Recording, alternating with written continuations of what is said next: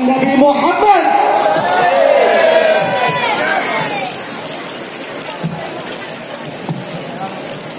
Assalamualaikum warahmatullahi wabarakatuh.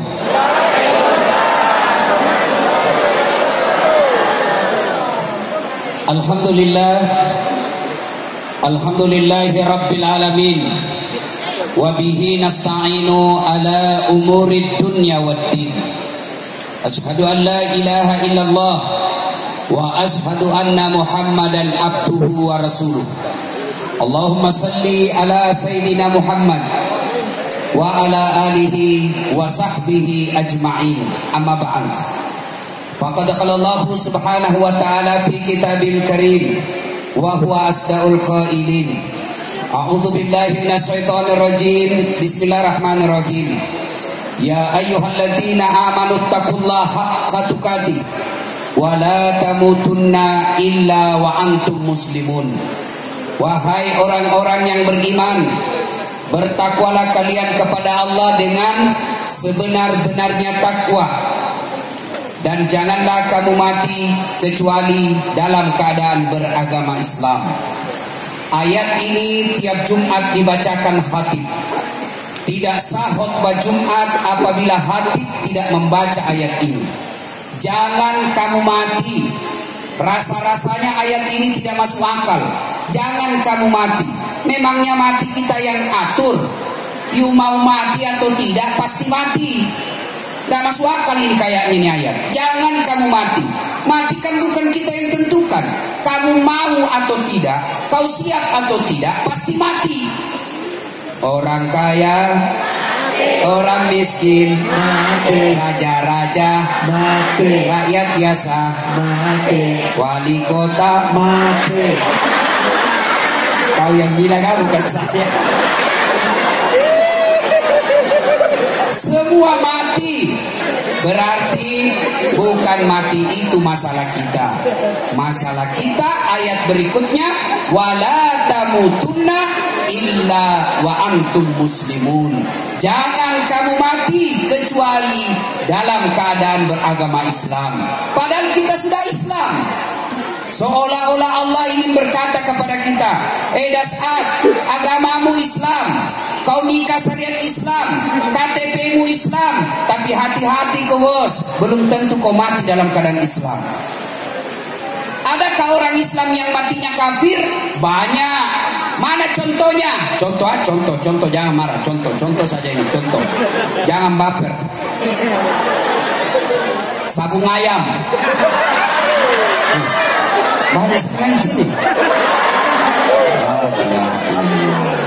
Digerebek sama polsek, didapat dan lari. Dia bilang polisi jangan lari, masih lari, akhirnya tembak peringatan, tembak ke atas, masih lari lagi, tembak kedua kalinya, masih lari lagi, tembak ketiga kalinya, akhirnya dilumpuhkan. Kakinya ditembak, kepalanya nak kena. Saya pernah tanya polisi, kenapa itu kakinya ditembak, nah kepalanya dikena. Dia bilang soalnya waktu ditembak Ustaz jongkoi. Ini polisi India, kepalanya, kakinya ditembak, kepalanya kena. Polisi India, bukan polisi Indonesia. Kalau polisi Indonesia malam ini bikin tabligh akbar, masya Allah. Kalau ulama bikin tabligh akbar tidak istimewa, memang kerjanya. Kalau remaja masjid bikin tabligh akbar, memang seharusnya. Kalau pengurus masjid bikin pengajian, memang sewajarnya. Tapi kalau polisi bikin tabligh akbar, itu baru luar biasa.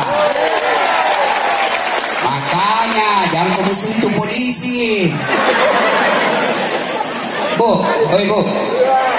pernah kita bayangkan seandainya tidak ada polisi di Tarakan?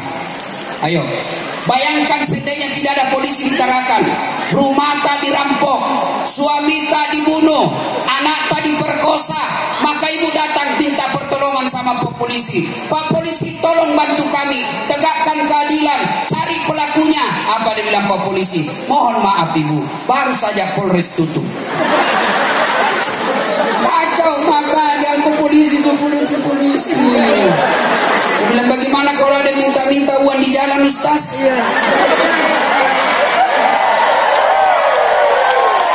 Itu oknum. Kau melanggar. Kau tidak lihat ini rambu-rambu. Saya lihat Pak. Kenapa kau langgar? Saya tidak lihat Bapak. Ini juga masyarakat beleng-beleng. Jangan kau takut sama polisi. Polisi ada pensiunnya, tapi taatlah sama aturan. Ada polisinya atau tidak ada, tetap kita taat. Itu warga negara yang baik. Bisa Bu? Bagaimana tidak ditilang kok? Bawa motor, HP-mu kau simpan di helm. Nah, sembunyi HP-nya sambil bawa motor, di helmnya simpan. Mentawar beras. Besernya belok kanan, dia belok kiri. Bingung polisi. Jakkalah kok. Jangan ketawa, saya serius ini. Siapa lagi yang mati dalam keadaan kafir? Contoh. Duda. Ada duda di sini. Usianya sudah hampir 67 tahun. Nah, bilang anaknya, "Jangan kau lagi menikah. Apalagi menikah bikin malu-malu. Sudah tua menikah lagi. Jangan lagi menikah, Pak. Mau kau makan saya urus, mau mandi saya urus. Jangan lagi menikah. Kau sudah pensiun, sudah tua, masa mau menikah?" Dengar baik-baik ini anak durhaka. Larang bapaknya menikah. Bapakmu memang pensiun, tapi ketahuilah jenis kelaminnya laki-laki, tidak pernah pensiun. Larang menikah, bajunya bisa kau urus, mandinya bisa kau urus, tempat tidurnya bisa kau urus, tapi itunya tidak bisa kau urus. Hidup duda. Akhirnya dilarang menikah sama anaknya. Dia suka nonton film porno di HP-nya. Akhirnya dia pergi tempat prostitusi. Pergi nonton prostitusi, pergi rumah prostitusi, dia makan obat kuat 2 biji. Tambah campur madu hitam. Kena serangan jantung, mati di atas perut, mati kafir. Siapa lagi yang bisa mati kafir? Contoh, anak muda. Lem pox, nah campur lem tikus. Yang bercampur lem Korea, tidak mau buka mulut itu. Ngelem. Mabuk, ngambil motornya. Bayangkan kalau anak muda mabuk setengah ngambil motor. Tiang listrik nak kira aspal. Mati kafir kau cilaka. Siapa lagi yang bisa mati dalam keadaan kafir? Siapa? Tanggal 17 April kemarin yang mereka menerima serangan fajar.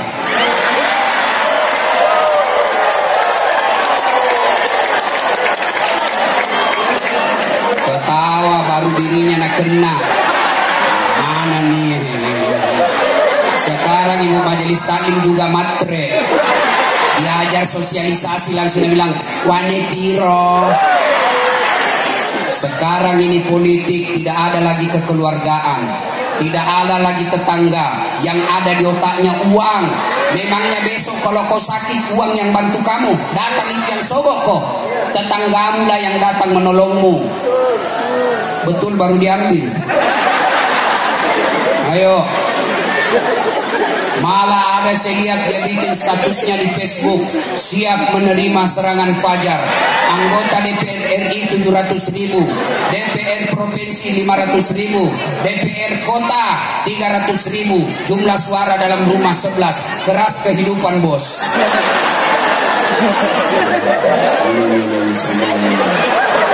Saya serius ya. Yang mereka lalu dia makan.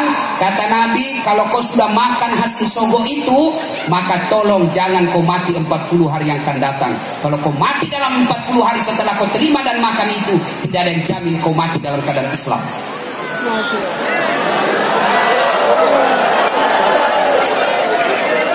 Dan dengar, mereka yang menerima sogok uang haram, kata Nabi, tidak ada yang bisa membersihkannya kecuali api neraka. Coba, selesai perang Badar, ada sahabat mati dalam perang Badar. Seluruh sahabat yang hidup berkata, alhamdulillah, surga baginya. Dia mati membela agama Allah, dia mati syahid. Kata Nabi, tidak, baginya neraka. Seluruh sahabat heran, kenapa bisa dia mati syahid membela agama Allah? Kata Nabi, kau periksa kantongnya. Periksa kantongnya. Ternyata dalam kantongnya ada barang Baitul Mal, ada barang APBD. Dia ambil, dia bawa lari. Ini termasuk yang suka tanda tangan SPG palsu. Nanti aku minta sama teman. Aku masih di hutan. Termasuk anggota DPR yang nyogok. Bapak terpilih karena menyogok demi Allah. Selama 5 tahun kau makan gaji itu adalah makan barang haram. Ngapain jadi anggota DPR kalau kau tipu rakyatmu? Rakyat juga suka ditipu. Beleng-beleng. Tahu di beleng-beleng? Banyak juga orang Bugis di sini. Banyak. Masya Allah, di mana-mana saya ketemu orang Bugis, luar biasa. Saya ke Biduk-Biduk, orang Bugis di sana mayoritas. Saya pergi Samarinda seberang, Mas Ogi Tokron. Saya pergi sama Sarawak, ditahu, Nabi Ustaz, cakap Bugis. Capek sudah kita diceramai sama orang Melayu. Begitu saya masuk penjara, banyak juga orang Bugis.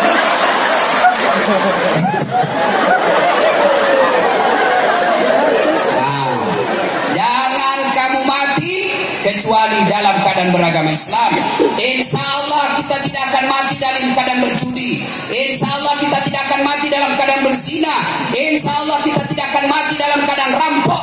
Tapi yang bisa membuat kita mati kafir, hubbi aklil haram, suka memakan barang haram.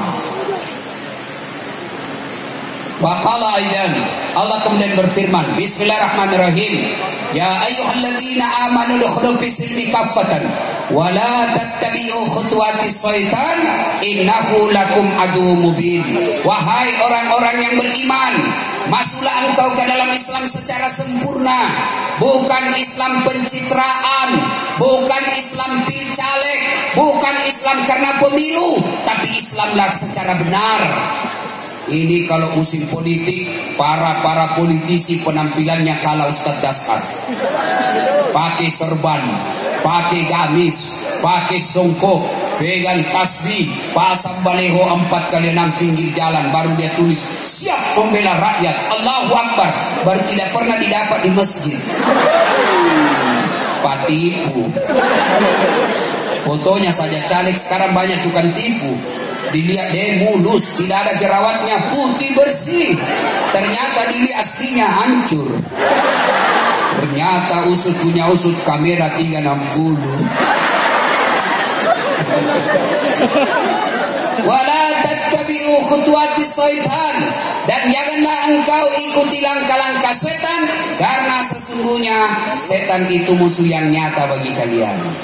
Ada enggak setan di tengah-tengah kita? Ada. Ada. Setannya bukan pocong, bukan popo, tapi apa setan yang ada di tengah-tengah kita? Bentuknya handphone. Orang sudah ceramah masuk menggigit. Setan itu HP celaka. Simpan dulu HP-nya, simpan dulu Bu. Kami lagi pura-pura syuting. Mau jadi tahu HP-nya baru. Simpan dulu HP-nya Bu, saya serius, simpan dulu HP-nya Bu. Simpan dulu.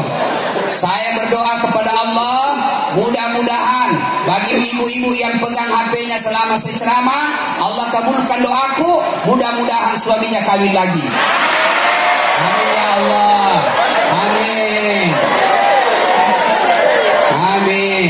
Makanya simpan itu HP. Salawat saja tadi ada Toma Gaya. Siaran langsung sini salawat. Terus sekali dibilang.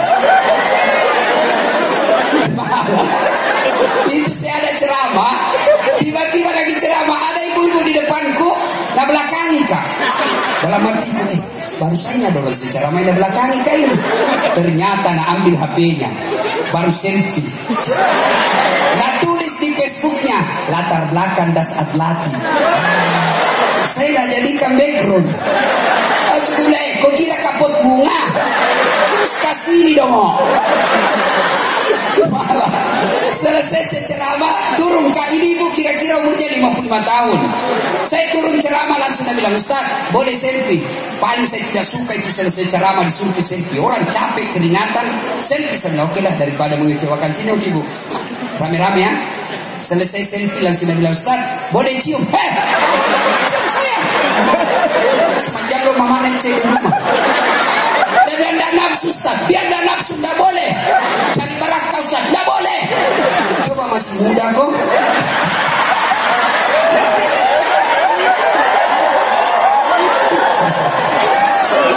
Simpan dulu HP-nya bu, simpan dulu ya. Kita dengar ceramah dulu ya.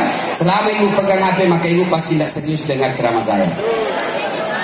Waqalaidan, Allah kemudian berfirman, Bismillahirrahmanirrahim.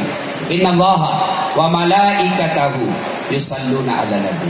Ya ayyuhalladzina amanu sallu alaihi wa sallimu taslima.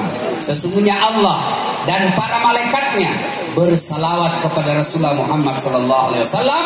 Maka wahai orang-orang yang beriman, bersalawatlah kalian kepada Rasulullah dengan sebaik-baik salawat. Salatullah salamullah ala toha Rasulillah. Salatullah salamullah ala yasin habibillah. Coba kita dengar mana lebih kencang suaranya ibu-ibu dengan bapak-bapak. Kita tanding suara ya. Bapak-bapak diam dulu bapak-bapak, ibu-ibu dulu kita dengar ya. Jangan pakai mic, jangan pakai gendang. Ibu-ibu dulu. Yuk. Salatu Toha Rasulillah. Salatullah salamullah ala Masya Allah. Kalau dinilai 9,2. Bukan quick count ini, ini real count. 9,2. Ibu-ibu diam, kita dengar ini bapak-bapak. Diam. Ayo bapak-bapak. Salah. Dobe. Itu mau poligami, pre. Ibu-ibu dikencang suaranya, luar biasa ya. Alhamdulillah. Adik-adik gadis, coba kau praktekkan itu. Kalau kau ditelepon sama cowok, keraskan suaramu, jangan mendayu-dayu. Ini kalau ditelepon sama cowok, Waalaikumsalam. Di mana dah nafsu cowokmu? Lagi di mana deh? Di rumah saja. Apa bikin baring-baring kak? Di mana dah cowok naik tanduknya? Coba pilih. Waalaikumsalam. Di mana? Di rumah. Apa baring-baring? Apa tanya-tanya kak? Oh berhenti itu goda kamu. Terus saya ini bahaya lebih tentara dari tentara ini. Ya. Salatullah mullah Rasulillah. Salatullah salamullah ala yasin habibillah. Ibu bapak, saudara-saudara sekalian teristimewa yang kita hormati, Bapak Wali Kota beserta Wakil Wali Kota Kota Tarakan, dan Lama dan Tamal dan Lanal, Pak Kapolres beserta Ibu. Mohon maaf saya tidak bisa sebut namanya satu-satu, di samping karena keterbatasan waktu, juga karena sejujurnya saya tidak tahu semua nama. Tapi sama-sama saya doakan sehat walafiat. Dan percayalah Bapak Ibu sekalian, bapak-bapak yang berdiri di luar dan di belakang jauh lebih besar amalnya daripada yang duduk di sini. Insyaallah ya. Kamu juga yang berdiri yang sama cowoknya sama ceweknya dengar pengajian, jangan kau pegang tangannya cewekmu. Nah ini katanya pacaran syar'i. Ini ada pacaran syar'i. Ibu bapak, saudara-saudara sekalian, suatu kali Nabi kumpul. Dia kumpul sahabat. Lalu Nabi bertanya, atadruna manil muflis? Saudara-saudara sekalian, tahu tidak siapa yang bangkrut nanti di akhirat? Bangkeroi madoh ku akhirat. Macam-macam jawaban sahabat. Ada yang berkata, yang tidak sholat ya Rasul. Nabi jelaskan, dia sholat, sunnah-sunnahnya baik, sholat rawatibnya lancar. Kalau begitu, yang tidak puasa Ramadan ya Rasul, dia puasa Ramadan, bahkan Senin Kamis dia lancar, puasa Syawal dia laksanakan. Yang tidak bayar zakat ya Rasul, dia bayar zakat, dia bayar zakat harta, zakat fitrahnya. Yang tidak haji ya Rasul, Nabi jelaskan, dia haji, bahkan tiap tahun dia pergi umroh. Wah, seluruh sahabat bingung. Dia sholat, dia puasa, dia bayar zakat, dia haji umroh. Kalau begitu, siapa yang bangkrut ya Rasul? Nabi menjelaskan, yang bangkrut nanti di akhirat, jarusu wa khati'ur rahim, tetangga yang jahat sama tetangganya dan dia memutuskan persaudaraan. Bingung semua sahabat, kenapa bisa ya Rasul? Dia hubungannya kepada Allah baik. Lalu Nabi menjelaskan, betul, hubungannya kepada Allah baik, tapi sayang, seribu sayang. Depan rumahnya dia bertengkar, belakang rumahnya dia musuh, samping rumahnya dia kelahi, sebelah kirinya dia bertengkar, semua orang dimusuhi. Akhirnya ketika hari penghitungan kelak, ketika dihitung semua amal-amalnya nanti di akhirat, mulai dia setor sholatnya. Ya Allah, ini sholatku. Datang tetangganya, tunggu dulu Tuhan, saya pernah tetangga di Tarakan, nafitnaka, katanya anakku yang lurus rambutnya bukan anaknya suamiku, karena suamiku keriting rambutnya. Dia tidak tahu anaknya lurus rambutnya karena sudah direbondi. Gara-gara fitnahnya terpaksa saya pindah, karena saya malu dihina. Gara-gara fitnahnya saya malu, saya minta keadilan hari ini. Allah berfirman, ya sudah, ambil sholatnya 20 tahun. Habis sholatnya, dia setor lagi puasanya. Ya Allah, ini puasaku 40 tahun. Datang lagi tetangganya, tunggu dulu, saya juga pernah sama-sama caleg di Tarakan. Nah fitnahkah, nah sebarkan berita bohong, nah cerita jelekku, padahal saya sudah jual sawah, saya sudah gadaikan rumahku, Pak Sambaleho 50 tidak terpilih gara-gara fitnahnya sama dia.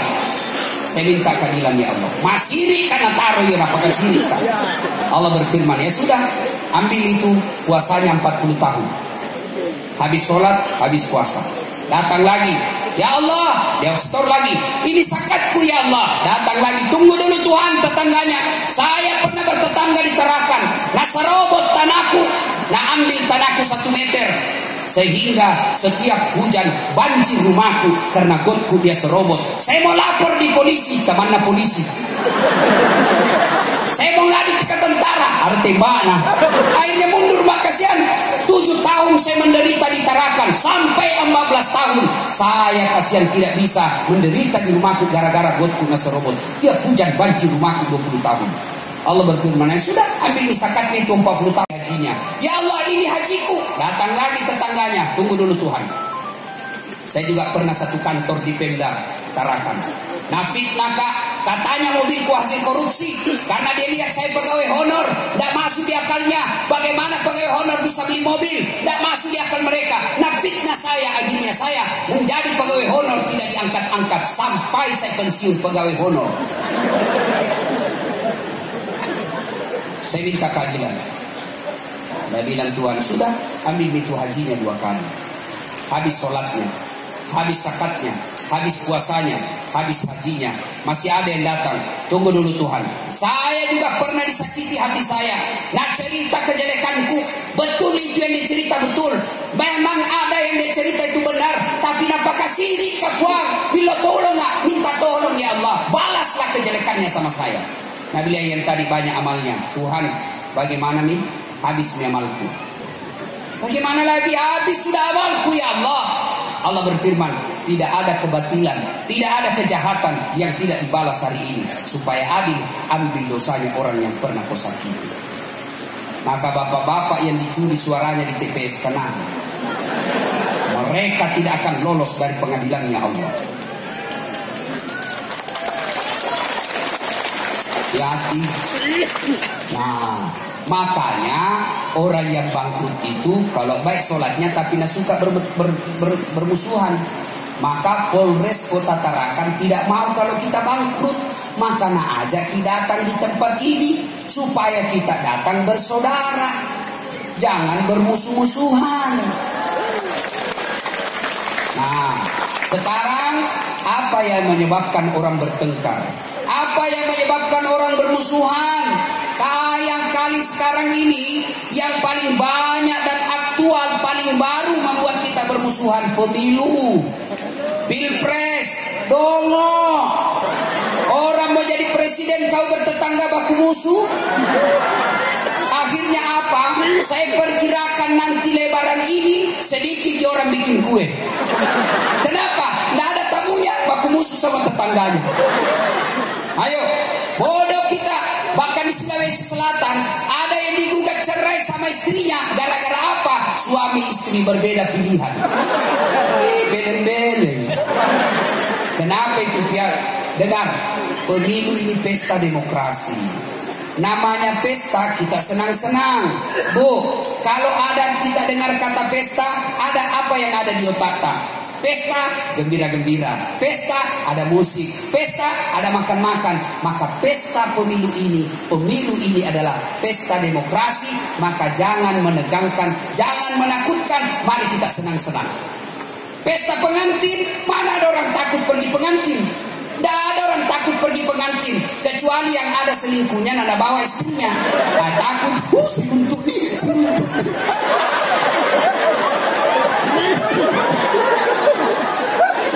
Ya, maka, kenapa pemilu ribut? Apa sebabnya pemilu ribut? Satu, politisinya yang banyak bicaranya tidak bagus. Wahai para pejabat kami yang ada di Jakarta, silakan ambil kekuasaan sesuai maumu. Silakan kejar ambisimu, tapi jangan bodoh-bodohi rakyat. Jangan kau bicara yang bisa menyepecah kebelah rakyat. Jangan kau ngomong seenaknya yang bisa membuat masyarakat tidak enak mendengarnya. Akhirnya mereka bisa bertengkar antara 01 dan 02. Pesta demokrasi bukan perang, maka jangan pakai istilah perang. Jangan pakai istilah jihad. Ini pesta. Mari kita senang-senang. Kita diterakan enak-enak. Mereka di Jakarta kadang-kala menghasut melalui media. Anehnya lagi tinggi sekolahnya, tinggi pangkatnya, tapi ngomongnya kayak tidak punya sekolah. Kita lah mubalik setengah mati. Masuk sungai, keluar sungai. Masuk gunung, turun gunung. Masuk pedalaman, masuk kota. Kadang-kala ditipu. Naik perahu tak 9 jam, naik mobil tak 8 jam, naik turun gunung, naik pesawat. Untuk apa? Supaya rakyat kita tidak ribut dalam pemilu. Tapi ngomong mereka pejabat-pejabat pusat yang membuat bisa risu negara kita. Ya, politisi jangan ngomong seenaknya. Sejarah akan mencatat kalian. Kau bisa sukses tahun ini, kau bisa sukses 10 tahun. Tapi ketika kau sudah di alam kubur, sejarah akan mencatatmu kamu orang bejat di negaramu. Yang kedua, apa yang bisa membuat rusuh kita ini kalau pemilu? Tim sukses. Ini tim sukses juga mau sukses sendiri. Suruh bikin baleho 10, 2 jina bikin. Ditanya mana ada 8, bila nak kena angin topan. Woi, wahai tim sukses, silakan kampanyekan jagoanmu. Tidak usah cari jeleknya lawanmu. Silakan kampanyekan jagoanmu. Tidak usah kau cari-cari musuhmu. Jadilah tim sukses seperti Nafisah. Ketika Rasulullah ingin menikah dengan Khadijah, Khadijah janda bangsawan Mekah, kaya, pegawainya pada saat itu namanya Muhammad. Khadijah selalu bercerita kepada asistennya, namanya siapa? Nafisah. Khadijah berkata, ibu, baru kue 1.000 ya. Sudah ya. Hanya terpakai sini ogi bilang. Nafisah, Khadijah bercerita kepada Nafisah, ini pegawaiku, jujur, kuat bekerja, disiplin, gagah juga. Nafisah berpikir, nasuka ini Muhammad. Akhirnya Nafisah jadi tim sukses. Dia datangi Muhammad. Ya Muhammad, bagaimana kalau ada perempuan suka kok? Alhamdulillah. Tapi ini perempuan tawa janda nih, tidak jadi masalah. 2 kali dijanda, tidak jadi masalah. Lebih tua dari kamu, tidak jadi masalah. Tapi dia bosmu, tidak jadi masalah. Yang jadi masalah, betulkah dia suka saya? Nabi bilang Nafisa, tenang mas bro, saya punya urusan. Datang Nafisa kepada Khadijah, bunda, bagaimana kalau ada laki-laki suka kita Nabi? Alhamdulillah. Tapi ini laki-laki lebih muda 15 tahun dari kita, tidak jadi masalah. Tapi dia pegawai tak, tidak jadi masalah. Tapi dia anak buah tak, tidak jadi masalah. Yang jadi masalah, betulkah dia suka saya? Dan bilang Nafisa, tenang bunda, saya punya urusan. Ini namanya tim sukses yang tidak mempermalukan kedua belah pihak. Coba kalau Nafisa mau memeras Khadijah, maka dia datang kepada Muhammad. Muhammad, nak suka kau bunda. Beras mah kau banyak warna, kesempatan kau. Nah ini tim sukses politik ini yang begini. Makan kiri kanan. Dan biasanya itu tim sukses itu kontraktor. Dengan harapan dapat penunjukan langsung. Ada kontraktor di sini? Ada? Pernah dengar ceritanya kontraktor di akhirat? Jadi ini penghuni sorga sama penghuni neraka baku SMS. Nah bilang penghuni sorga, nah bilang bagaimana kabarmu di situ di neraka? Nah bilang tidak ada enaknya di sini. Di blender jadi terus. Dia bilang, kau ya bagaimana kabarmu di surga? Dia bilang, Masya Allah, Alhamdulillah segala puji bagi Allah. Enak betul kami di surga. Baru dibayangkan sudah ada di depan kami. Yang di dunia dulu kita dapat semua sudah ada sekarang. 1 laki-laki, 7 bidadari pak. 7. Jadi bapak-bapak yang 1 istrinya tenang. Di akhirat 7. Tenang maki pak, 7. Dan ini bidadari perawan terus, tidak pernah kentut, tidak seperti cerita tiap jam kentut. Masya Allah. Pada saya selesai ceramah begini, tiba-tiba ada ibu-ibu datang dan bilang, Ustaz, betulkah itu nanti suamiku ada juga bidadarinya? Iya tuh, 7 bidadari. Serius Ustaz? Iya. Jadi saya Ustaz, ya apa boleh buat? Dan sudah bilang, Ustaz, boleh kasih berdoa Ustaz? Ya Allah, tidak usah kuberikan suamiku bidadari, cukuplah aku bidadarinya dunia akhirat. Selesai senang begitu langsung saya bilang, kita memang ibu sudah kita siksa suami kita ini, memang lagi lanjut di akhirat.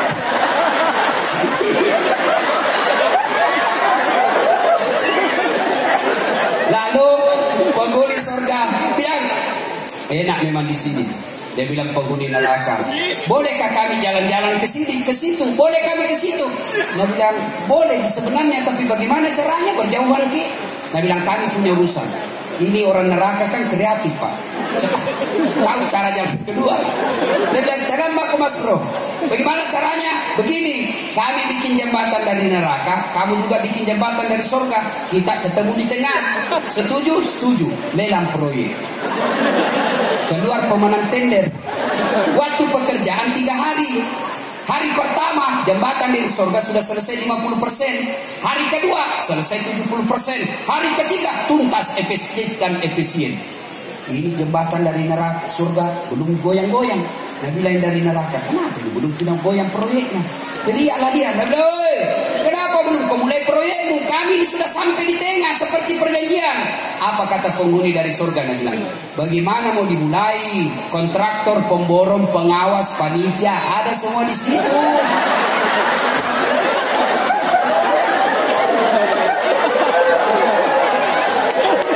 Di sini pengurus masjid. Tidak ada tahu kalkulator. Sudah bilang anggota dewan, enak dong kami tidak terlibat di situ proyek Ustaz. Pernah tahu dengar anggota dewan di akhirat? Pernah dengar? Jadi masuk dari surga imam.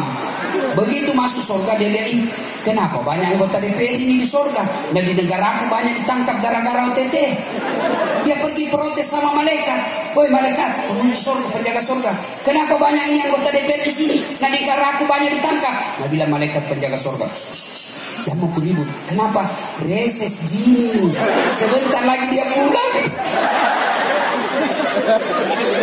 Ibu bapak, saudara-saudara sekalian, yang pertama bisa ribut ini pemilu. 1, politisinya. 2, tim suksesnya. 3 pelaksananya. KPU, Panwas, ASN, polisi, tentara, tolong laksanakan tugas dengan seadil-adilnya.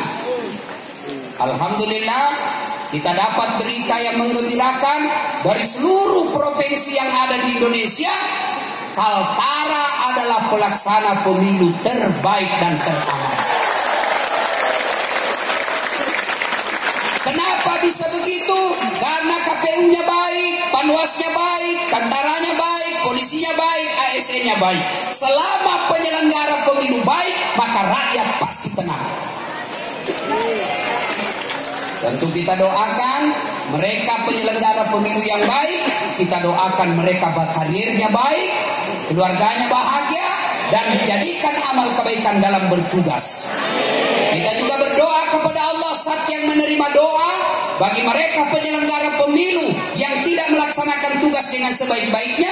Kita berdoa semoga Allah melaknat mereka 7 turunan. Mereka Allah sengsarakan hidupnya mereka yang mengkhianati suara rakyat. Amin. Tahu sepak bola? Itu sepak bola kalau rusuh apa sebabnya? Biasanya kalau wasitnya tidak adil.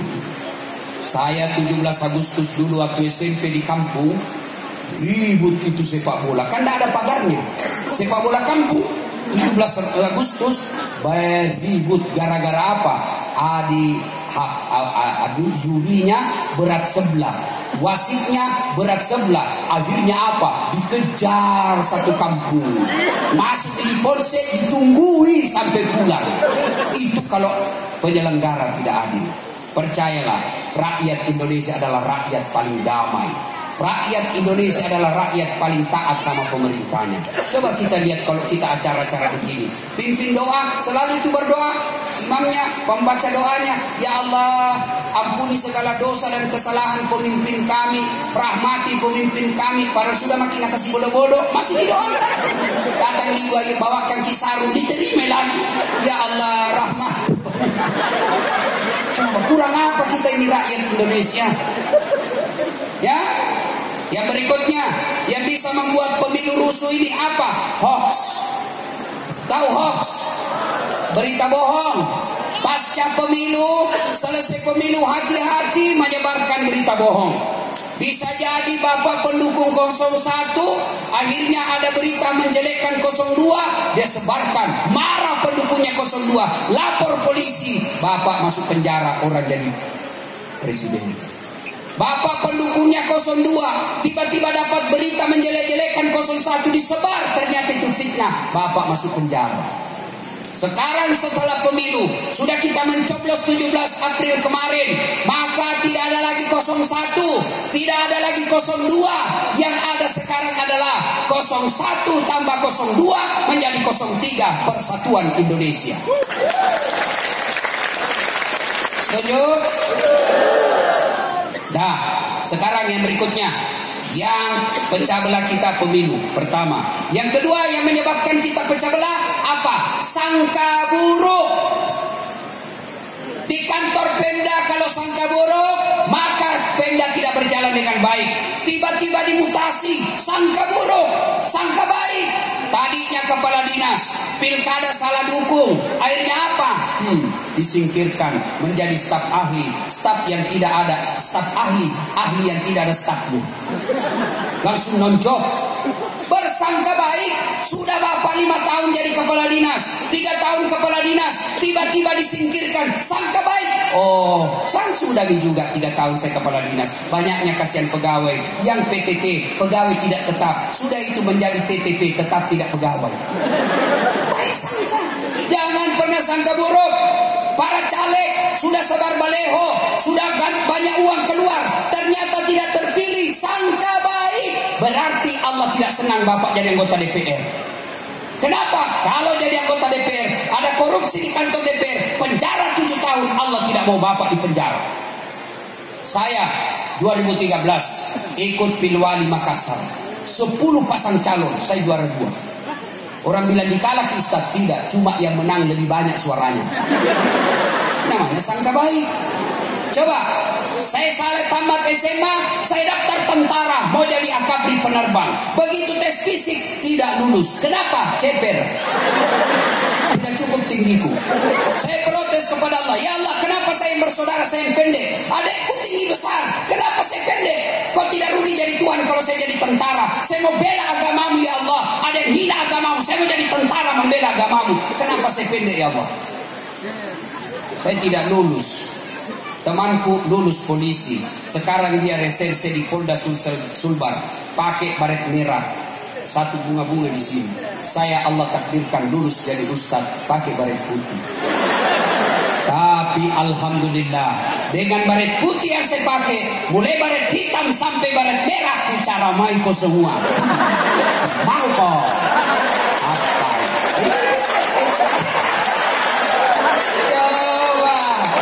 Coba kalau saya jadi tentara waktu itu, saya masih hormat terus. Siapa? Siapa menang? Siapa menang? Siapa menang? Sekarang saya dihormati. Coba, itu sangka baik. Para caleg tim sukses kalau tidak terpilih tahun ini, berarti Allah mau kau sosialisasi lebih lama lagi, 5 tahun. Berikutnya kau masuk 5 tahun sosialisasimu. Sangka baik. Jangan pernah sangka buruk. Jangankan dalam rumah, jangankan dalam negara, jangankan dalam kabupaten, jangankan dalam provinsi, dalam rumah tangga saja kacau rumah tangga kalau suami sangka buruk sama istrinya, istri sangka buruk sama suaminya. Makanya ibu sangka baik sama suami kita. Telepon suami tidak nak jawab, jangan sangka buruk. Isap itu asap knalpot. Sampai lagi di kantornya dimarah-marahi lagi sama komandannya. Siap komandan, siap salah, salah. Ayo ditembak, siap salah. Sampai lagi di rumahnya dimaki-maki lagi sama istrinya. Kenapa kau tidak lawan? Kenapa bisa anda lawan itu? Apa mau dilawan dia komandannya? Ini semua ini tidak menjaga perasaannya laki-laki. Adakah di sini laki-laki takut sama istrinya? Ada. Berhenti kau jadi laki-laki silakan. Apa mau takut sama istri? Udah semua gaji tak ambil. Ya Pak.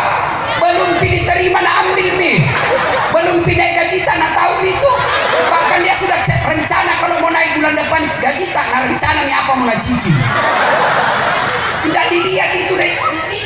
Ini semua ini. Jangan ketawa, saya serius ini. Tapi dah bilang temanku, mana ada polisi Ustaz tidak takut sama istrinya. Oh iya kak? Dia bilang sebenarnya itu polisi tidak takut sama istrinya Ustaz. Cuma itu istri suka melapor sama istrinya komandan. Oh begitu. Baru ini komandan takut juga sama istrinya.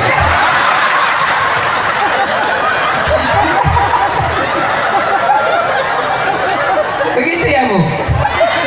Bu, jangan kita kasih gitu suami kita. Ya, coba lihat kalau suami tak tugas pengamanan pemilu, itu pertaruhkan jiwa raganya. Coba dibantu 02 dibilang memihak, dibantu 01 dibilang memihak. Padahal ini polisi kasihan melaksanakan tugas saja. Jadi kalau ibu di rumah sudah bikin jengkel, bikin hatinya suami tidak tenang, bagaimana mereka mencari nafkah dengan baik? Coba kalau suaminya keluar rumah dengan tenang, perasaannya baik, maka di jalan tidak macam-macam pikirannya. Coba kalau kita pulang, ibu-ibu sambut lagu suaminya dengan enak perasaannya itu laki-laki. Pulang suami tak bertugas dari pemilu, pengamanan pemilu, begitu dia duduk, dia buka ikat sepatunya, ibu peluk sambil menyanyi. Bila kamu di sisiku, hati rasa sahdu. Dia bilang suami tak, ku belikan kau cincin.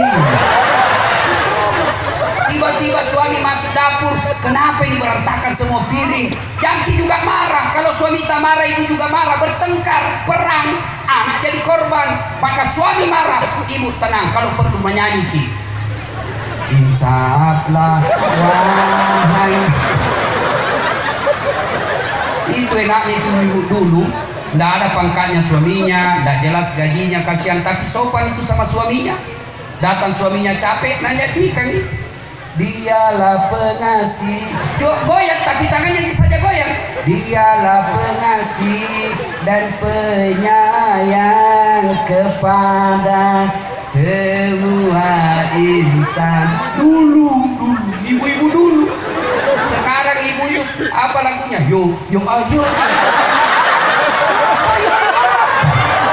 Ayo poligami. Bu, ya, Bu, jangan sangka buruk. Baik sangka sama suamita. Tiba-tiba uangnya tidak cukup, baik sangka. Tidak ada itu enaknya orang sangka buruk. Orang sangka buruk tidak bisa tenang hidupnya. Orang sangka buruk susah tidurnya. Tapi orang sangka baik tenang perasaannya, aman hidupnya. Ya, kan disangka buruk yang suka ngomel.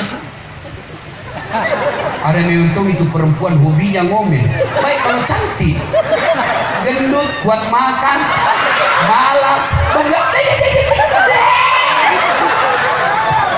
siangnya kita jadi laki-laki. Pulang ki capek di kantor, dia sudah ada misi gendut depan televisi pegang belu. Mandrek cak goreng.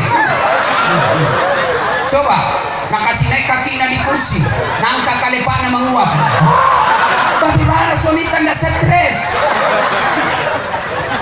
Nangis anaknya bukannya nak urus, langsung nak kasih handphone anaknya, menggen kona. Dengar Pak, dengar ibu-ibu ini, dengar. Sakit hatinya itu laki-laki kalau kau sengsarakan anaknya. Dendamnya itu laki-laki kalau kau tidak urus anaknya. Kenapa? Itu hasil karya terbaiknya. Makanya ibu, ya, jangan suka ngomel. Tidak ada itu laki-laki betah kalau ibu suka ngomel. Coba cantiknya kok. Marontok, mandangnya, malampi bulu kalepak. Hancur. Ibu, ada pernah tanya kayak begini tuh, Ustaz, kenapa itu suamiku tidak betah di rumah? Kenapa itu suamiku tidak betah di rumah, Ustaz? Saya takut dia tersinggung. Jadi ku ceritakan nih. Ku bilang, Bu, ada ini suami istri, istrinya suka ngomel saja. Jadi suaminya mati akal, dikasih anda bilang bagaimana caranya supaya saya tidak lihat lagi istriku ngomel. Akhirnya nak bawa pergi di toko perhiasan. Sudah beli toko perhiasan, senangin istrinya. Nah pikir suaminya di mana? Ini kubawa. Oh, nah ingat ada sumur tua di kampung.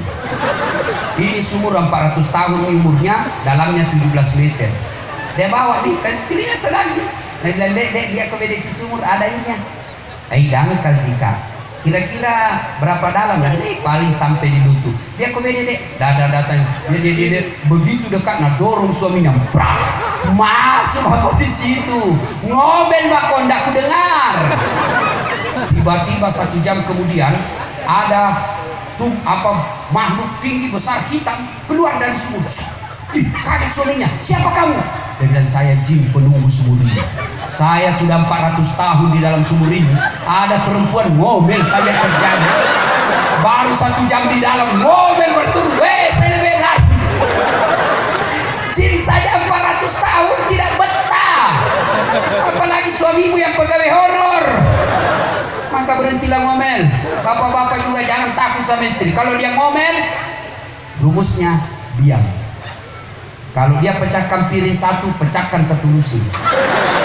Kalau dia pecahkan televisi, pecahkan kulkas. Jangan mau digertak istri. Piring boleh dibeli, harga diri sebagai suami tidak boleh diinjak-injak. Allahu Akbar.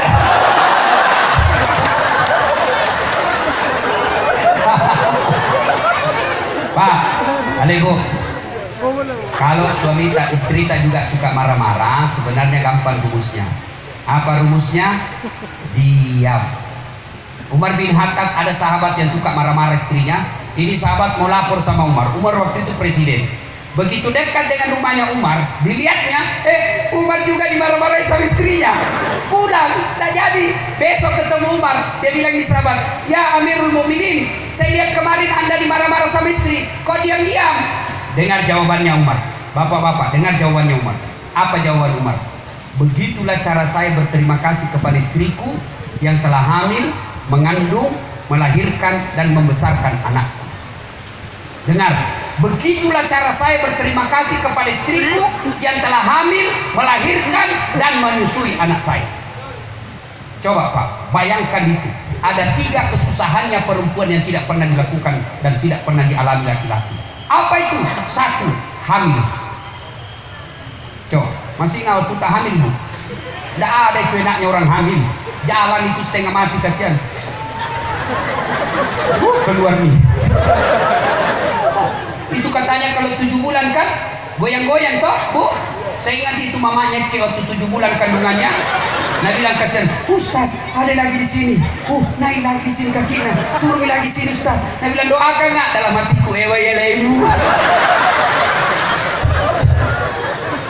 Yang kedua, paling kita laki-laki menderita kapan? Kalau ngidam. Iya toh? Ngidam. Mana ada laki-laki hamil? Ngidam aja kita setengah mati.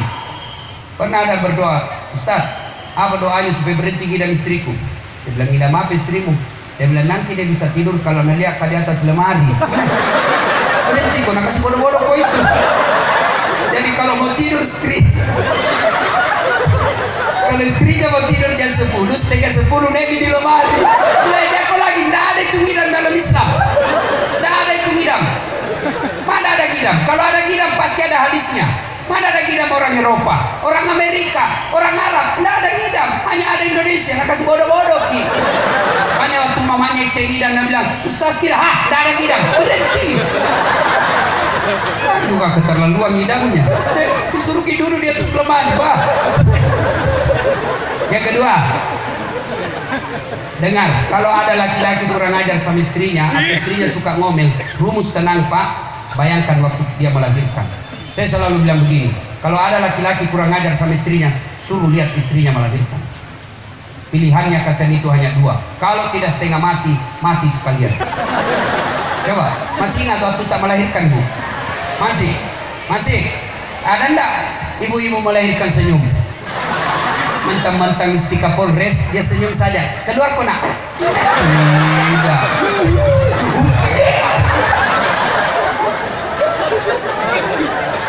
Yang ketiga, kalau ada laki-laki kurang ajar atau istri suka ngomel-ngomel, maka bayangkan bagaimana ketika dia menyusui. Masih ingat waktu menyusui Bu? Apalagi kalau tumbuh giginya. Langsung ingat semua. Ingat Bu? Lepas sudah. Tidak ada deh. Hei, kok gigi saya? Tidak. Udah.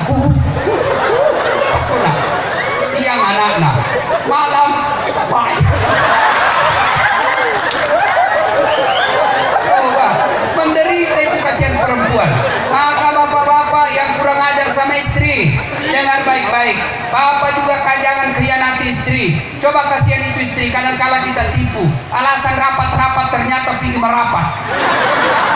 Gimana rezeki kita mau baik? Gimana karir kita mau baik? Gimana rezeki kita Allah limpahkan? Wanita yang setia dengan kita, wanita yang rela mendoakan kita tiap hari supaya kita cari nafkah dengan sehat, supaya kita cari nafkah dengan selamat, malah kita hianati pergi dengan perempuan lain. Dengar Pak, dengar. Coba lihat pengorbanannya seorang perempuan. Dia tinggalkan ibunya yang pernah dalam kandungannya 9 bulan. Dia tinggalkan ibu bapaknya yang kasih sekolah membiayainya.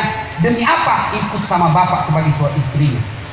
Dia tinggalkan saudaranya, dia tinggalkan tanah kelahirannya. Untuk apa? Ikut keterakan sebagai pengabdiannya sebagai istri. Lalu bapak hianati istri, pantas Allah jauhkan rezekimu.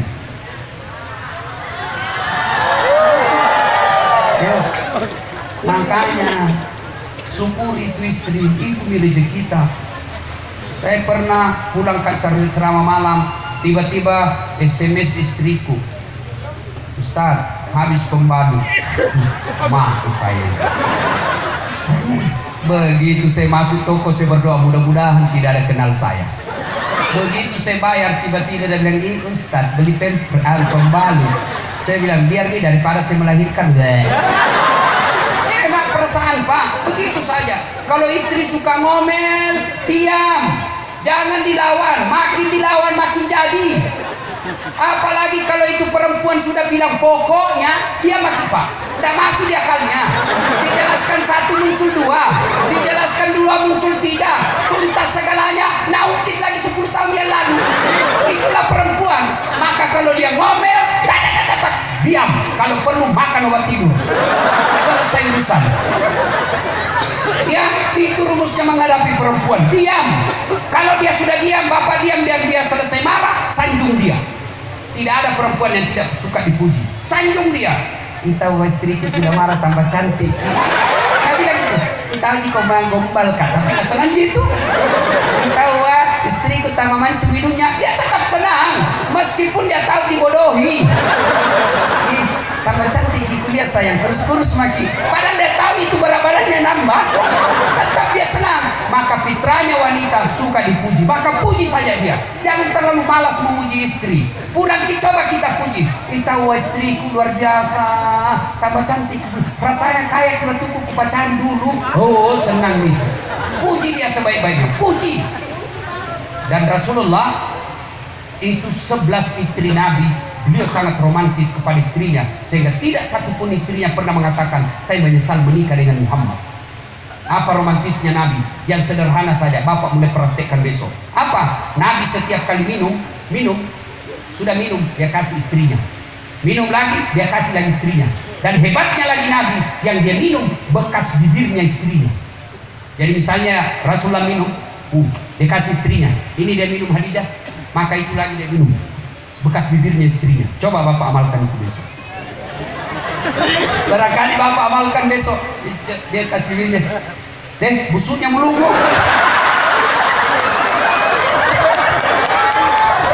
Bukannya menyenangkan, tapi bikin jengkel. Busuk kau cium ya. Bapak saudara-saudara sekalian, ya. Yang berikutnya yang bisa menyebabkan pecah belah setelah pemilu sangka buruk, yang ketiga adalah sombong. Sombong itu membuat orang tidak senang. Akhirnya apa? Lambat laun dijauhi, jauh-jauh, akhirnya kita apa? Putus persaudaraan. Apa yang menyebabkan orang sombong? Kata Nabi, orang bisa sombong karena 4 hal. 1. Bertambahnya ilmu. 2. Bertambahnya pangkat. 3. Bertambahnya harta. 4. Bertambahnya ibadah. Apabila 4 ini bertambah, maka biasa orang sombong. 1. Bertambahnya ilmu.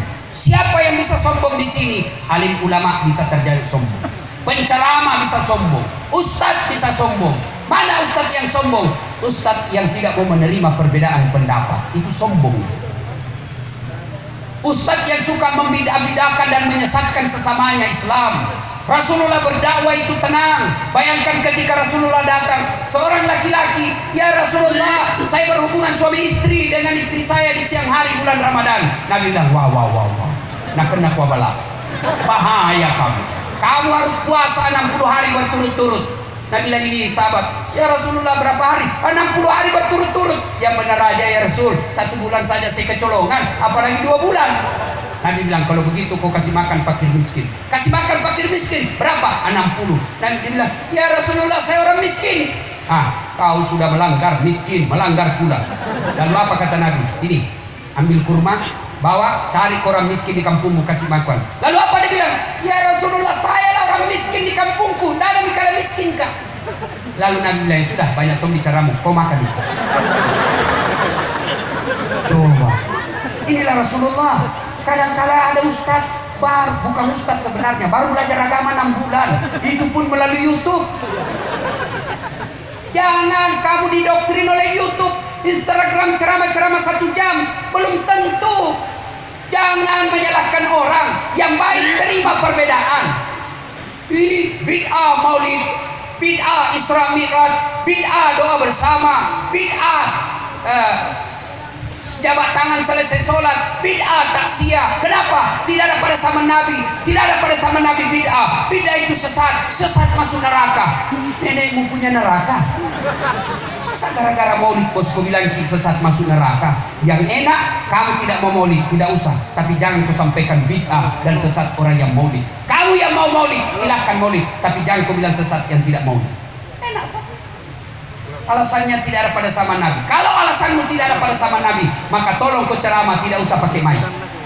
Kenapa? Pada zaman Nabi tidak ada mic.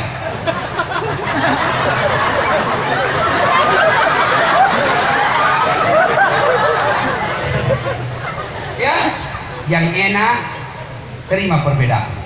Terima perbedaan. Orang saja takbir, kan hadisnya saya melihat Nabi takbir sejajar dengan bahu. Mana dibasuh sejajar dengan bahu? Maka ada ulama menafsirkannya begini takbirnya. Allahu Akbar. Kenapa? Karena dia lihat dari depan. Ada juga ulama Allahu Akbar. Kenapa? Karena takbir dia lihat sejajar dan bahu dari atas. Meletakkan dan setelah takbir itu saja ada beberapa posisi. Allahu Akbar. Satu, antara pusat dengan dada. Yang kedua, Allahu Akbar di atas dada. Yang ketiga, Allahu Akbar di bawah pusat. Yang keempat, Allahu Akbar lurus. Silakan yang membuat kita bertengkar. Nah, yang di dada dia kasih salin di atas perut. Yang di atas perut nak kasih salin di atas dada. Semua boleh. Itu Imam Mazhab membenarkannya. Yang tidak betul adalah apa? Ketika kau pakai empat-empatnya. Allah. Salah itu, bos. Udah? Maka para pendakwah janganlah selalu menyalahkan orang. Silahkan kau lakukan yang kau anggap yakin baik, tapi jangan mengatakan orang yang berbeda pendapat denganmu sesat. Ilmu jangan sombong. Kalau Allah marah, dia cabut kau punya ilmu. Pikun. Ada ini orang banyak sekali gelarnya. Begitu mau pensiun mulai pikun-pikun. Diprotes sama istrinya. Pak, biasanya kalau kau mau pergi mengajar kau cium-cium jidatku. Ini sudah hampir 2 minggu kau tidak pernah lagi cium-cium saya. Lalu sudah bilang istrinya, suaminya, astagfirullah. Berarti siapa ku cium selama ini? Ternyata pembantunya. Kalau Allah marah nak kasih pikun, tidak bisa kau bedakan mana pembantu mana istri.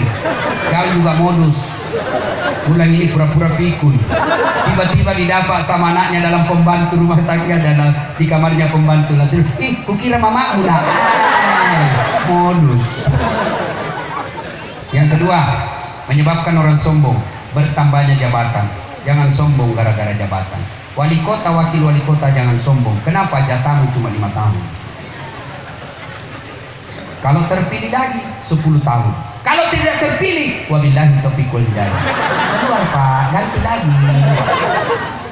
Anggota DPR jangan sombong. Kau jadi anggota DPR kau dipilih oleh rakyat. Tidak dipilih kau jadi kau rakyat biasa. Kapolres mau sombong. Ada mutasinya. Oke lah, tetap naik pangkat. Ada batasnya apa? Pensiun. Begitu pensiun, tinggalkan Polri, mari tongkat jabatan kasih orang lain. Kepala dinas jangan sombong, ada batasnya. Apa batasnya? Kau disuka atau tidak disuka sama bupati. Kalau disuka bisa kepala dinas, kalau tidak keluar lagi. Disuka kau bupati tapi istrinya bupati tidak suka kok, tidak jalan juga bos. Ayo, jangan sombong. Apalagi yang membuat orang sombong? Harta, pangkat, kekayaan. Jangan sombong karena kekayaan.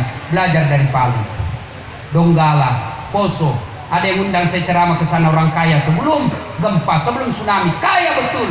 Setelah tsunami saya datang seperti rakyat tidak ada apa-apanya, tenggelam semua hartanya. Jangan sombong. Yang keempat yang menyebabkan orang sombong apa? Ibadah yang makin bertambah. Kaya, pangkat tinggi, harta banyak, sombong. Kata Allah dalam hadits qudsi, temannya setan. Ada 3 teman setan di dunia ini. Kata Allah, satu diantaranya ghaniyun mutakabbir, orang kaya yang sombong. Kaya harta sombong, temannya setan. Kaya jabatan sombong, temannya setan. Kaya pangkat sombong, temannya setan. Kaya ilmu sombong, temannya setan. Tapi orang masih bisa maklumi. Kalau dia kaya, tinggi pangkatnya sombong, orang masih bilang, iyalah wajar dia wali kota, ya wajarlah dia kapolres, ya wajarlah dia dandim. Meskipun dia sombong, temannya setan, tapi wajar. Ada pangkatnya tahu, banyak-banyak, temannya setan, tapi masih wajar. Tapi sudah tidak terkenal, miskin, tidak ada kerjanya, jelek mukanya, bau keteknya, busuk bulunya, sombong lagi. Bukan kau temannya setan, kau sudah jadi setan cilaka. Nah, yang berikutnya, banyak yang bisa menyebabkan orang sombong, tapi waktu yang terbatas.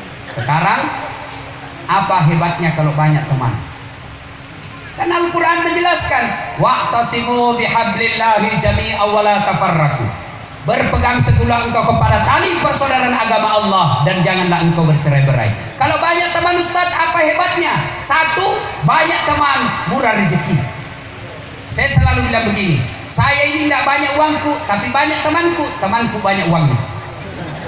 Ayo, temanku banyak uangnya. Saya di Makassar hampir tidak pernah laku uang saya. Kemana-mana pasti gratis. Saya makan warung makan, begitu saya mau bayar, ada yang bayarkan kita di Ustaz. Maka istriku paling suka kalau saya ke pasar. Tidak pernah laku uangku. Baru saya turun dari mobil, Assalamualaikum Ustaz. Dalam hatiku, masih ada yang isi gula. Berapa Ji? Ajak Ustaz, tidak enak. Berapa? Tidak enak. Jamak Ustaz. Dalam hatiku, memang itu kutunggu. Coba, banyak teman, banyak rezeki. Yang kedua, banyak teman, gampang selesai masalah. Saya pergi ke Polres, perpanjangan SIM. Baru saya turun dari mobil, dilihat sama Kapolres CCTV. Keluar, Assalamualaikum Ustaz. Waalaikumsalam. Siap Komandan. Kenapa Ustaz? Perpanjangan SIM Komandan. Panggil Kasat Selantas. Bantu Pak Ustaz, selesaikan cepat SIM-nya. Jangan aku lagi minta uangnya, berdosa ke uang Ustaz kemana.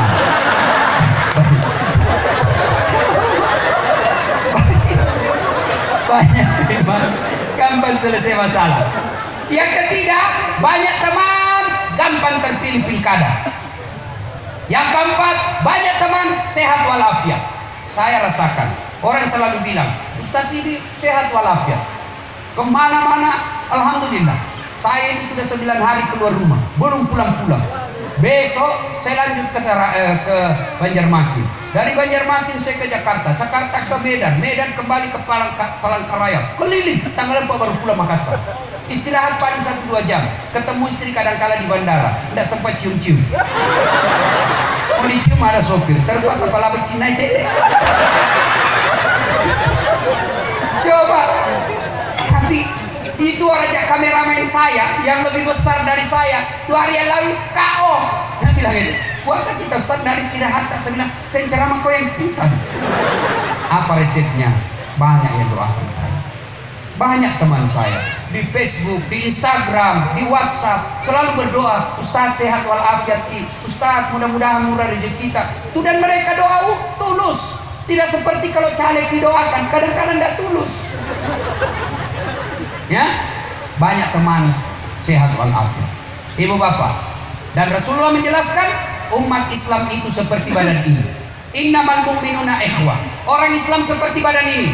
Orang Islam ini seperti badan ini. Orang Tarakan seperti badan ini. Coba lihat ini Pak. Tangan kanan gatal tanpa disuruh kiri yang garuk. Tangan kiri yang gatal tanpa diundang kanan yang garuk. Gatal dua-duanya kerjasama. Ayo, jalan kita tengah malam, tahan tuh kakinya. Kaki tahan tuh, langsung mulut berteriak. Mulut meniup, mata mencari mana rusa, mulut tangan mencari obat, padahal kaki yang bermasalah, tangan ikut korban, mulut ikut menderita, mata ikut mencari. Tidak ada orang tahan tuh kakinya. Rasa kok, siapa suruh pergi jalan? Jalan kok jalan ke Cina. Tidak mungkin. Begitu mestinya kita di kota Tarakan. Masyarakat Tarakan katakan kepada orang luar, hei, jangan kau ganggu polisiku, jangan kau ganggu tentaraku, jangan kau ganggu ASN-ku, kau ganggu mereka, kami masyarakat Tarakan kau lawan. Begitu mestinya. Pejabat juga ngomong gitu, jangan kau tipu rakyatku, jangan kau ambil suara rakyatku, kau tipu rakyatku, kau tembak kepalamu. Begitu mestinya. Ya, kita ini satu badan, satu sakit yang lain ikut merasakan. Wa'tasimu bihablillahi jami'an wa la tafarraqu. Berpegang teguhlah engkau kepada tali persaudaraan agama Allah dan janganlah engkau bercerai-berai. Saya tanya, ibu bapak pernah makan nasi? Kenapa itu nasi enak dimakan? Kenapa? Karena masuknya rame-rame. Coba kalau dimakan satu-satu biji, makan siang malam baru selesai satu biji. Maka kalau mau enak ini Tarakan, ayo kita bersatu. Silakan orang-orang ribut di pusat, kita tidak ada pengaruh. Jangan serahkan sama tentara dan polisi keamanan kota Tarakan. Kota Tarakan, keamanan adalah tanggung jawab kita semua. berapa jumlah polisi, berapa jumlah tentara. Dan percaya, kalau tarakan ribut, bukan orang yang ada di Makassar sengsara. Kalau tarakan ribut, bukan orang yang ada di Jawa sengsara, tapi orang yang ada di kota Tarakan. Karenanya kalian wajib menjaga ketentraman kota Tarakan. Kenapa kita bisa ceramah malam ini? Kenapa kita bisa ceramah malam ini? Dengar Ustadz Dasar 1 jam lebih enak rasanya. Kenapa? Karena aman. Mana bisa saya ceramah kalau ada batu melempar kiri kanan? Assalamualaikum warahmatullahi. Woi batu, nggak bisa saya ceramah. Coba, kenapa ceramah enak malam ini? Karena kita bersatu melihat saya. Coba, saya hebat ceramah di sini karena Bapak menyatukan pandangan ke saya. Kenapa saya merasa hebat berceramah di sini? Karena Bapak duduk bersama-sama satu di sini. Biar saya jago, biar saya hebat menggelegar ceramah 2 jam ceramah di sini, tidak ada yang lihat. Saya sendiri di panggung siapa? Lewat orang dia bilang, sudah lama sakit bos. Inilah pentingnya persaudaraan. Pemilu sudah selesai, pilcaleg sudah selesai. Mari jaga ketentraman. Kalau ada kecurangan, biarlah negara yang menyelesaikan. Negara juga jangan mengkhianati rakyat. Dikhianati rakyat, maka rakyat akan marah, maka kita akan ribut sama-sama. Dan ketika ribut, kalah menang sama-sama jadi arah. Nauzubillah. Ibu bapak saudara-saudara sekalian, inilah tausiah kita pada taklim kita pada ini. Si mau lanjut? Masih bisa? Tambah 1 jam? Saya tidak bisa Bu. Capek. Insya Allah lain waktu dan kesempatan. Kita doakan Bapak polisi kita sehat walafiat, tentara-tentara kita, ASN kita sehat walafiat. Allah tunjukkan yang hak adalah hak dan yang batil adalah batil. Kalau Bapak Ibu masih mau dengar ceramah saya, gampang. Caranya bagaimana? Silahkan nonton saya dalam Tablik Akbar TV One, Damai Indonesiaku. Setiap hari Sabtu dan Ahad. Kalau bukan hari Sabtu saya ceramah, hari Ahad Tablik Akbar Damai Indonesiaku dari jam 1 siang sampai jam 3 sore. Itu nunggu kali-kali moki setiap saat nonton ceramahku gampang. Gimana caranya? Ambil HP-nya, buka aplikasi YouTube, tulis namanya Dasat Latif, keluarlah ceramah saya ratusan. Dan sudah itu nonton, jangan lupa kasih tanda begini. Ini ya, like. Jangan kasih begini. Kalau kau kasih begini, nah cari kau malaikat pencabut nyawa. Masa ceramah kau kasih begini? Kalau lagu dangdut boleh lah. Ya, cuma cepat habis kuotamu itu. Ke 1 jam cepat habis pulsa kuota. Gimana caranya Ustaz? Maka saya sediakan yang pendek-pendek. Namanya Cersi, ceramah singkat 1 menit. Bagaimana caranya Ustaz? Follow saya di Instagram. Dasat Latif 1212. Dasat Latif 1212. Sudah ku follow Ustaz, sudah ku tidak mau tak buka, berarti tidak ada pulsamu bos. Boleh kau dulu kuota. Ibu bapak, mudah-mudahan ada manfaat. Terima kasih Pak Kapolres, terima kasih Pak Kasat Bimas. Pintar juga ini polisi menghubungi saya.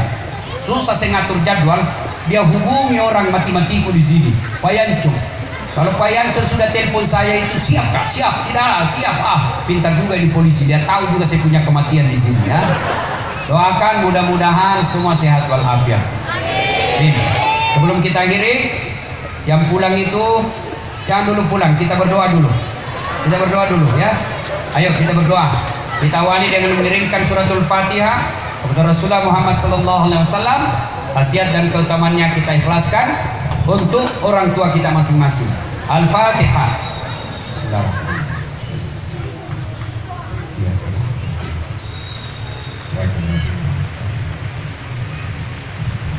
Amin. A'udzu billahi minasyaitonir rajim. Bismillahirrahmanirrahim. Allahumma shalli ala sayyidina Muhammad wa ala ali sayyidina Muhammad. Allahumma ghfir lil mu'minina wal mu'minat wal muslimina wal muslimat al ahya'i minhum wal amwat. Innaka sami'un karim mujibud da'wat wa kariyal hajat. Ya Allah ya Rabbi Karim, Zat yang maha membalas. Balaslah segala kebaikan orang-orang yang telah mewakafkan waktu, harta dan ilmunya untuk acara ini. Angkat harkat dan martabatnya, wujudkan cita-citanya, bahagiakan keluarganya, dan jika kelak menghadap kepadamu, hadapkan dalam iman dan Islam. Ya Allah ya Rabbi ya Karim, Zat yang memberi hidayah, berikanlah hidayah kami, berikanlah hidayah kepada kami ya Allah. Jadikanlah kehadiran kami menjadi amal kebaikan di sisimu, mendekatkan diri kami kepadamu ya Allah. Langkah-langkah kaki kami adalah ibadah mendekatkan diri kepadamu.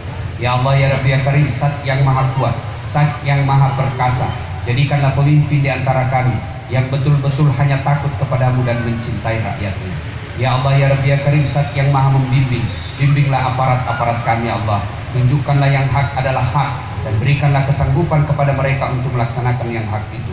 Tunjukkanlah yang batil adalah batil dan berikanlah kesanggupan kepada mereka untuk menghindari kebatilan itu. Rabbana la tuzigh qulubana ba'da idh hadaytana wa hab lana min ladunka rahmah innaka antal wahhab. Rabbana atina fid dunya hasanah wa fil akhirati hasanah wa qina adzabannar. Subhana rabbika rabbil izzati amma yasifun wa salamun alal mursalin walhamdulillahi rabbil alamin. Terima kasih, lebih dan kurangnya mohon dimaafkan. Nun wal kalam ya masturun. Billahi fi sabilil haq. Assalamualaikum warahmatullahi wabarakatuh. Warahmatullahi wabarakatuh. Saatnya kami persilakan untuk foto bersama dulu Pak Ustaz. Kami persilakan teman-teman pengambil gambar untuk sesi foto bersama dengan mengucapkan alhamdulillahirabbil alamin. Demikianlah seluruh rangkaian acara pada malam hari ini. Semoga apa yang kita laksanakan pada malam hari ini mendapat berkah dari Allah Subhanahu wa taala. Terima kasih atas kehadirannya. Mohon maaf segala kekurangan.